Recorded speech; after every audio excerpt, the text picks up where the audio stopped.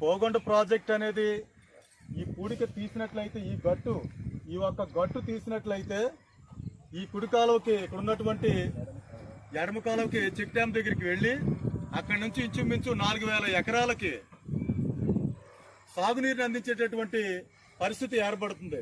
కనుక ఈ ప్రాజెక్టుని ఇలాగా ఇన్ని వేల కోట్ల బడ్జెట్తో నిర్మించినటువంటి ప్రాజెక్టుని ఇలా నిర్వీర్యంగా వదిలేయడం అనేది చాలా దౌర్భాగ్యమైన విషయం. కనుక తక్షణమే యుద్ధ ప్రాతిపదికన ఈ యొక్క ప్రాజెక్టు విషయంలో సంబంధిత అధికారులు, మన పోలవరం నియోజకవర్గం సిట్టింగ్ ఎమ్మెల్యే అయినటువంటి సిరిబాలరాజు గారు స్పందించి ఈ యొక్క ప్రాజెక్టు యొక్క పూడికి తీతలు తీయించినట్లయితే 4000 ఎకరాలకి ఇక్కడ సాగునీరుని అందించి రైతులు పడే ఇబ్బందుల్ని కొంతమేరకైనా తగ్గించిన వారు అవుతారని ఈ సందర్భంగా తెలియజేస్తున్నాను.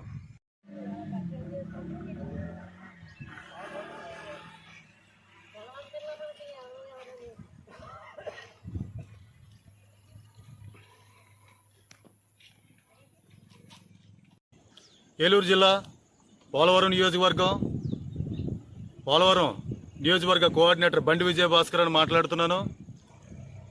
ఏలూరు జిల్లా పోలవరం నియోజకవర్గం బుట్టాయిగూడెం మండలం అయినటువంటి పోగొండ రిజర్వాయర్ దగ్గర ఇక్కడ ఒక రైతుల యొక్క పడుతున్నటువంటి సమస్య నిమిత్తమై మాట్లాడడం ఇవాళ ఈ ప్రాజెక్టు రావడం జరిగింది. అయితే ఇక్కడ రైతులు చెప్తున్నటువంటి విధంగా వైఎస్ రాజశేఖర రెడ్డి గారి యొక్క హయాంలో అంటే 2009లో ఇది శంకుస్థాపన చేయడం జరిగింది. తర్వాత గౌరవనీయులైనటువంటి ముఖ్యమంత్రి వర్యులు నారా చంద్రబాబు నాయుడు గారు దీన్ని 2018లో 129.48 కోట్ల బడ్జెట్ వ్యయంతో ఈ యొక్క ప్రాజెక్ట్ని నిర్మించడం జరిగింది. అయితే ఓపెనింగ్ అయితే ఈ ప్రాజెక్ట్ జరిగింది, కానీ దీని యొక్క దిశానిర్దేశం అనేది కానీ కుడివైపుకి కానీ ఎడమవైపుకి కానీ వెళ్ళేటటువంటి కాలువల పూడికి తీతలు కానీ రైతులకి సరైనటువంటి రీతిలో నీళ్లు ఇచ్చేటటువంటి వ్యవస్థలో కుంటుపడిపోయిందని ఈ యొక్క రిజర్వాయర్ గురించి, పోగొండ రిజర్వాయర్ గురించి మనం మాట్లాడుకోవాల్సి వస్తుంది ఇవాళ. ఎందుకంటే ఇక్కడ మనం ఈ కాలువ పేరు ఏంటన్నారా, ఎడమ కాలువ, ఈ పోగొండ రిజర్వాయర్ ఎడమ కాలువ యొక్క విషయానికి వస్తే కనీసం డ్యామ్ దగ్గర, చెక్ డ్యామ్ దగ్గరే వాటర్ రానటువంటి పరిస్థితి. ఇది కన్నాపురం వరకు ఉంది. అంటే ఇంచుమించు 4000 ఎకరాలకు నీళ్లు అందించేటటువంటి ఈ యొక్క రిజర్వాయర్ యొక్క కాలువను కనీసం పూడిక తీతకు కూడా నోచుకోలేనటువంటి పరిస్థితి. అయితే అధికారులు ఇప్పుడైనా కళ్ళు తెరిచి రాష్ట్ర ప్రభుత్వానికి ఈ నివేదిక అందించినట్లయితే ఇక్కడ రైతులు పడుతున్నటువంటి కష్టాల నుంచి వారిని బయటపడేసిన వారు అవుతారు. ఇంచుమించు 4-5 వేల ఎకరాలు పండించేటటువంటి సాగు భూమికి నీరిచ్చిన వారు అవుతారు. అలాగే నారా చంద్రబాబు నాయుడు గారు ఇది శంకుస్థాపన చేసినటువంటి ఈ యొక్క రిజర్వాయర్కి విలువ ఉంటుందని ఈ సందర్భంగా తెలియజేస్తున్నాను. అలాగే ఏ కాలువ అయితే ఉందో ఈ కాలువకి కొన్ని చెక్ డ్యాములు నిర్మించినట్లయితే ఆ చెక్ డ్యాముల ద్వారాగా రైతులు నీళ్లు తోడుకునే పరిస్థితి అనేది ఉంటుంది. ఇప్పుడు మోటార్లతోటి నీళ్లు తోడుకునే పరిస్థితి రైతులకు ఉంది. అంటే రిజర్వాయర్ ఉండి, కాలువ ఉండి, చెక్ డ్యాములు లేకుండా మోటార్లతో తోడుకోవడం వల్ల రైతులకి అది కష్టం అంటారో లేకపోతే నష్టం అంటారో లేకపోతే లాభం అంటారో అనేది కూడా రాష్ట్ర ప్రభుత్వం కొంచెం గమనించాలి. అలాగే అన్ని కోట్ల రూపాయల బడ్జెట్ తోటి నిర్మించినటువంటి ఈ యొక్క ప్రాజెక్టుని ఇలా నిర్వీర్యంగా వదిలేయటం వల్ల ఆంతర్యం ఏంటనేది కూడా రాష్ట్ర ప్రభుత్వాన్ని బండి విజయ్ ప్రశ్నిస్తున్నారు. కనుక ఈ యొక్క మీడియా ద్వారాగా మీకు తెలియజేస్తున్నాను.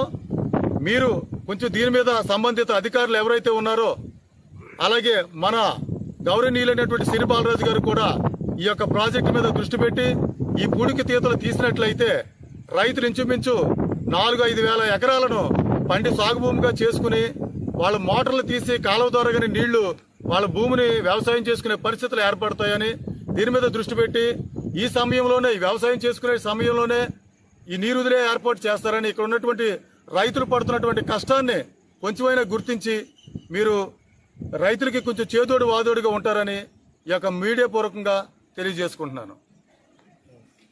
గట్టు రావాలి, గట్టును ఇది ఇప్పుడు నీళ్ళు రావట్లేదు కదా, అది రావాలి. పోగొండ ప్రాజెక్ట్ అండి. ఈ పోగొండ ప్రాజెక్టులో ఎటువంటి పూడికి తీయకోకుండానే ప్రాజెక్ట్ అయితే నిండిపోయిందండి.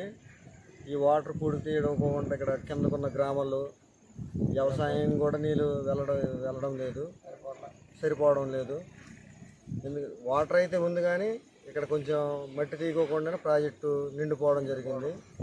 అదేవిధంగా అవి అయితే కింద పొలాల్లోకి వెళ్ళడానికి కూడా ఆస్కారం లేకుండా బోధులు కూడా చిన్నగా దిగారు.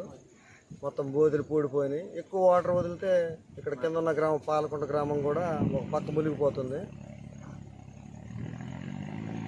అదేవిధంగా తీసి ఈ ప్రాజెక్టులో ఉన్న మట్టి తవ్వకాలు కూడా తీస్తే బాగుంటుందని, అదే వ్యవసాయం చేసుకునే రైతులు కూడా కొంచెం బాగుంటుందని పనిచేస్తున్నటువంటి కాలం పనిచేస్తుందండి.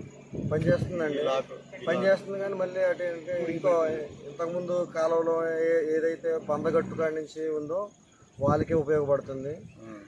ఇక్కడున్న పాలకొంట గ్రామస్తులకైనా నిమ్మలగూడెం, అచ్చిపాలెం వాళ్ళకైతే ఎటువంటి ఉపయోగపడటం లేదు, వాటర్ వెళ్ళడం లేదు.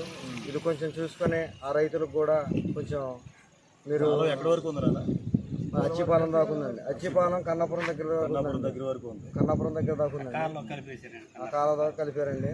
ఎప్పుడైనా నీళ్ళు అక్కడ లేవంటే ఇక్కడ నుంచి తీసుకెళ్ళడానికి కూడా వచ్చేవారండి రైతులు. మరి కాకపోతే తీస్తే సరిపోతుంది, ఏమైనా రిపేర్లు ఏమైనా చేయాలి? ఇది పూడికి తీస్తే సరిపోతుందండి. ఇప్పుడు అక్కడి నుండి తీసినా కానండి, ఇదిగో ఇక్కడ ఈ మట్టి అయితే తీయాలండి. ఈ కనబడేది మొత్తం ఎండాకాలం ఇప్పుడు వాన వచ్చింది కాబట్టి తగ్గిపోయిందండి. అది ఆ గడ్డ అంతా మొత్తం ఇదంతా చేస్తే అప్పుడు వాటర్ వస్తుందండి. అయిపోగానే వాటర్ అయితే వెళ్తుంది. అక్కడ కూడా ఎక్కడ కిందకి వెళ్తలేదండి. బుట్టాయిగూడెం దాకా వెళ్ళిన నుంచి అక్కడ పద్మవారిగూడెం దాకా వెళ్ళి అక్కడ ఆగిపోతున్నాయండి. ఆగిపోయి ఇంకా అలా పెద్ద పెద్ద గూతులు కొట్టేసి ఉన్నాయండి. మరి రైతులకు నీళ్ళు ఎలా వస్తున్నాయి? ఇంకే పిట్రి ఇంజన్లు పెట్టుకుంటున్నారండి. అవి పొలంలో వెళ్ళిపోవాలి. ఒక ఇంజిన్ పెట్టుకుంటే అంత ఉండకూడదు.